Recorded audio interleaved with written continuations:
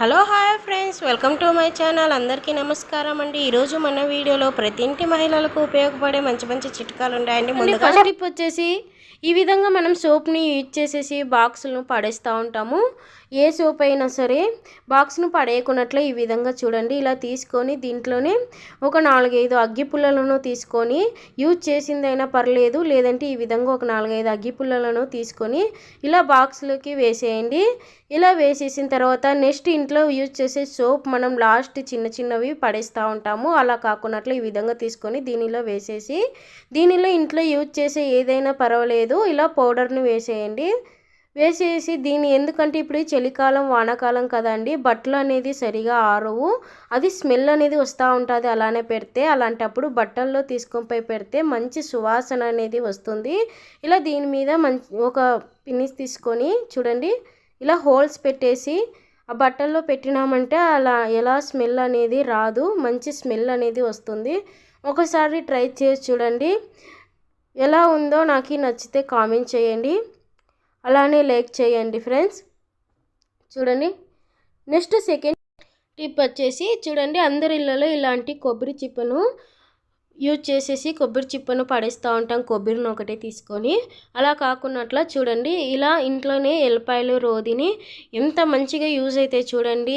ఎల్లిపాయలు ఒలిసిన రోది పని లేదని పడేస్తూ ఉంటాము.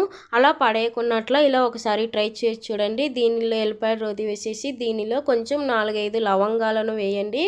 వేసి నెక్స్ట్ ఒక బిర్యానీ ఆకును 2 తీసుకొని తర్వాత 2 కర్పూరాలని పెట్టండి. అలానే కొంచెం ఒక స్పూన్ అయ్యేంత కాఫీ పొడిని వేయండి. చూడండి వేసేసి దీనికి మంచిగా మంట పెట్టాలి. ఎందుకంటే ఇది నైట్ టైం కానీ ఈవినింగ్ కానీ ఇలా వెలిగించి పెట్టినామంటే ఇంట్లో దోమలు కానీ ఈగలు కానీ రావండి, ఎలాంటి క్రిములు కూడా ఉండవు. మంచి సువాసన స్మెల్ అండి. ఆల్ అవుట్ని యూజ్ చేయడం ద్వారా చిన్నపిల్లలకు కానీ వయసైన పిల్లలకు కానీ అలర్జీ వచ్చే అవకాశాలు ఉన్నాయి. ఇలా ఒకసారి ట్రై చేసి చూడండి. నచ్చితే ఎలా ఉందో నాకు కామెంట్ చేయండి. చాలా స్మెల్ అనేది బాగుంటుందండి. నెక్స్ట్ టిప్ వచ్చేసి చూడండి, ఇలా మనం ఇంట్లో వంట చేసేటప్పుడు కారాన్ని కానీ లేదంటే పచ్చిమిరకాయలు యూజ్ చేసేటప్పుడు కానీ చెయ్యి అనేది మంటలేస్తూ ఉంటుంది. చూడండి కారంతో మంటలేస్తూ ఉంటుంది. అలాంటప్పుడు ఇలా ఒక స్పూన్ అయ్యేంత ఒక 2 స్పూన్ అంతా పాలను వేసుకొని ఇలా మొత్తాన్ని మసాజ్ చేసుకుంటే చెయ్యి అనేది మంట అనేది రావండి, అరిచేతులు.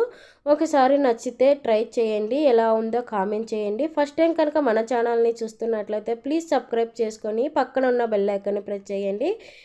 ఇది వచ్చేసి మన వీడియోలో ముందుగా ఒక మంచి టిప్ అండి. ఇది చూడండి ఇంట్లోనే యూజ్ చేసే సర్ఫ్ ఎక్సెల్ లిక్విడ్ని యూజ్ చేస్తున్నాను నేను. మీరు ఏదైనా కానీ యూజ్ చేసుకోవచ్చు. ఒక లిక్విడ్ని తీసుకొని ఒక క్యాప్ అంతా దానిలోనే ఒక క్యాప్ వాటర్ని వేసుకుంటున్నాను. చూడండి ఇలా వాటర్ని వేసేసుకున్నాను. మొత్తం వాటర్ వేసేసుకొని ఇంట్లోనే యూజ్ చేసే వంట సోడా అండి, ఒక స్పూన్ వంట సోడాను తీసుకుంటున్నాను. అలానే దీనిలో ఒక స్పూన్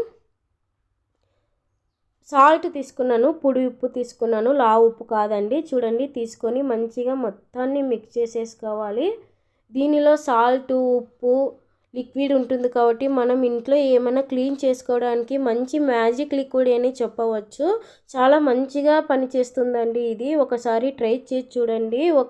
దీన్ని తీసుకొని మనం ఒక వాటర్ బాటిల్లోనో అలానే పెట్టేసుకొని మనం ఎప్పుడంటే అప్పుడు క్లీనింగ్కి యూజ్ చేసుకోవచ్చు. దీన్ని ఎక్కడెక్కడ క్లీన్ చేసుకోవచ్చు, ఎలా ఉపయోగపడుతుంది అనేది చూపిస్తాను రండి. చూడండి ఇలా వాటర్ బాటిల్ని తీసుకొని దాని క్యాప్కి హోల్ పెట్టేసుకుని ఈ విధంగా వేసుకున్నాను. మిగతాది అలానే పెట్టుకున్నాను.